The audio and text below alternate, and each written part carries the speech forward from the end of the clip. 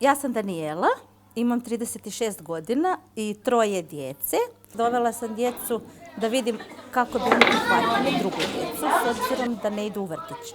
Pa me zanimalo kako će oni reagirati na igračke koje nemaju kod kuće i na djecu i na pravila ovdje.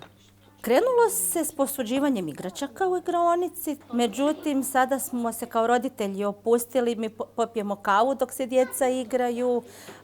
Više djece se igra s roditeljima nego što se igra kod kuće, što je i bio cilj. Znači da se roditelji i djeca druže međusobno i s ostalim roditeljima i tako i s djecom drugom. Organiziraju se često radionice da se neki problem približi roditeljima i da lakše shvate djecu. Na primjer, kako pomoći djetetu u nekim konfliktnim situacijama je bila.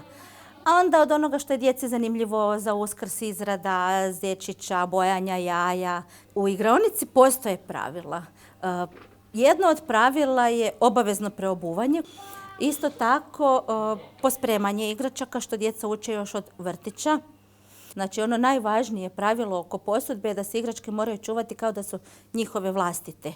Knjižnica igračaka funkcionira na način da se prvo učlani u igraonicu i s članskom iskaznicom se može izabrati igračka po želji i po mjeri djeteta.